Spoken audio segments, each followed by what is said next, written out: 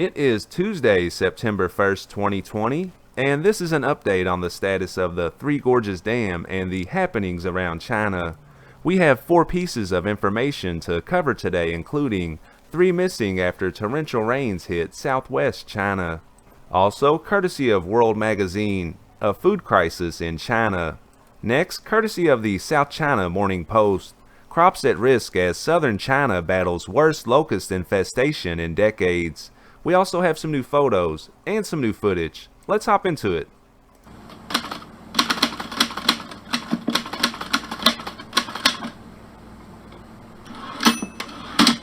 And a quick look at the status of the water level at the Three Gorges Dam before we get started.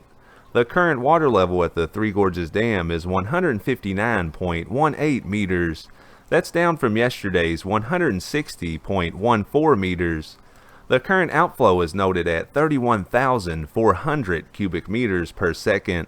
That's also down from yesterday's 33,000 cubic meters per second. The current inflow is not noted, and it is worth noting that these numbers are released by the CCP. And this is courtesy of BigNewsNetwork.com. 3 missing after torrential rains hit southwest China. 3 people were reported missing after torrential rains hit Ganluao County in the Yi Autonomous Prefecture of Langshan, southwest China's Sichuan province on Sunday.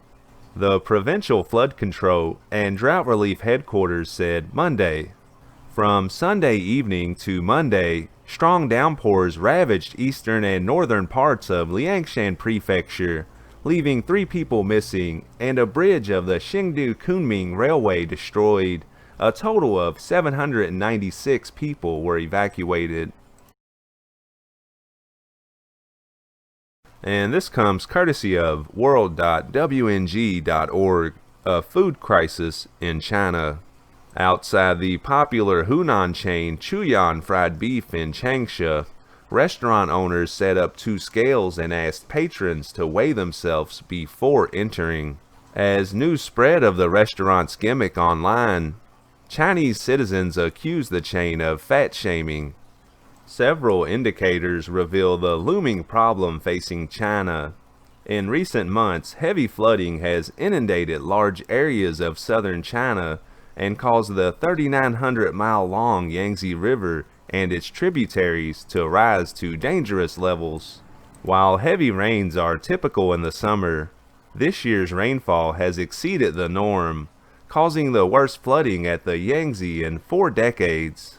So far, the deluge has destroyed 13 million acres of farmland, affecting 63 million people, and caused nearly $26 billion in economic damage.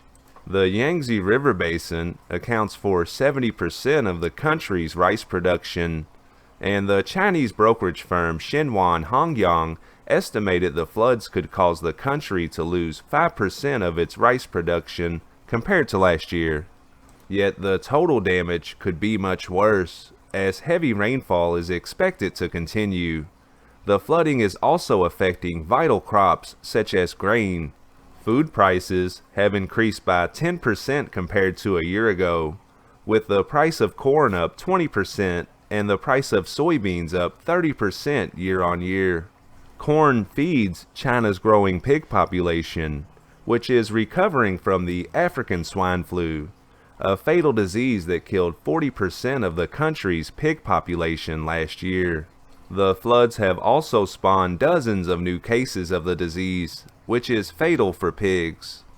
In another sign that Beijing is combating a shortage, it has released 62.5 million tons of rice, 50 million tons of corn, and more than 760,000 tons of soybeans from its strategic reserves, which is more than the amount released in all of 2019.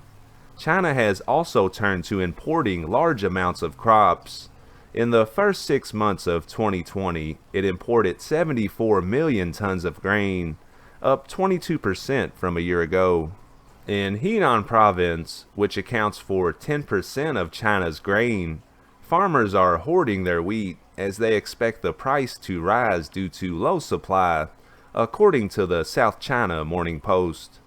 A manager of a privately owned wheat purchase station in the town of Donghong, surnamed Chu, told the Post his purchases fell by 44% this year. He said wheat output from the area had fallen 30 to 40% from a year ago, even though the Henan provincial government said the harvest was at an all-time high. Chu told the Post official figures may have been produced to assure the public. Thank you for watching this video. If you're finding it informative, please consider giving the channel a subscribe. And this comes courtesy of the South China Morning Post. Crops at risk as southern China battles worst locust infestation in decades. Farmers in southern China have spoken of the devastation caused by one of the worst locust infestations in decades, saying the impact was far worse than they could have imagined. On each corn plant there were 30 to 40 locusts, and very soon the leaves were all gone. Lin Yichan, a villager from Pakuo in Yunnan province, said, "The leaves on the bamboo trees in the mountains were also eaten up 2 to 3 days after the locust arrived. When we walked by those trees, we could clearly hear the sounds of the locust eating the leaves, which was really scary, and some people said if nobody came to kill the insects, they might eat us up as well." According to a briefing issued by the Yangchang County government last month, the swarms of yellow-spined bamboo locusts crossed the border in late June and have since made their way northwards. According to official figures, the areas affected by the locust doubled over 20 days in July. As of August 17th, 11 counties and over 41 square miles had been affected. Authorities have stepped up efforts to contain the outbreak. Tens of thousands of inspectors have been sent to villages and forests, while drones were deployed to spray pesticides. In a response to the fast-spreading infestation, the Ministry of Agriculture and Rural Affairs held an emergency drill in Yangchang on July 27th. When teams from Yunnan, as well as the neighboring provinces of Guangxi, Sichuan, and Guizhou, met for prevention control works at the southeast border, according to a statement on the ministry's website. The ministry warned that this year's infestation from Laos could be the worst in a long time, as they came in earlier with larger numbers, adding that the infestation could last until the end of the month and could spread from forests to farmlands, which could pose grave threat to grain output, particularly corn. Lin Yan, a hotel owner in Wenwu, a town near Pakuo village, said that a team of 4 forest inspectors had been staying there since early June. She said inspectors along with local operators had been touring the area with 2 small trucks carrying pesticide sprayers to try to kill the insects. One inspector, who asked to remain anonymous, said the goal was to build a surveillance network to stop the invasion. But the inspector said it was not easy to tackle the highly mobile swarms, which can cover up to 70 kilometers or 44 miles a day, adding what kind of drones can stop them. Peter Spurgeon, a former member of the Australian Plague Locust Commission, who helped tackle a locust outbreak in Laos in 2015 and 2016, said the most effective way to control the insects was to kill them before they were fully grown. Control of the mobile swarms is very difficult, especially in mountainous terrain, Spurgeon said. While the yellow-spined bamboo locust has long been present in Yunnan, Spurgeon said the upsurge could be linked to a gradual increase in undetected populations in remote locations over the last few years, assisted by favorable breeding conditions. For example, ideal rainfall at critical times in the locust life cycle. There may have even been gradual movement of swarms within the region from other infestations, he said. The current infestation has been traced back to the appearance of locusts in northeastern Laos back in 2013. The insects had not been seen there in large numbers for decades. Local farmers had little idea what to do, and the areas affected increased substantially over the next 3 years, Spurgeon said.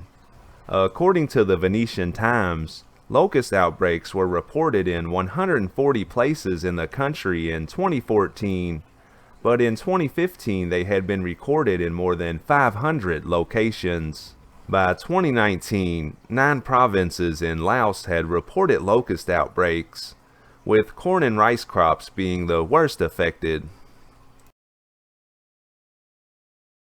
And our last piece of information is a series of tweets of Chongqing after the recent floods.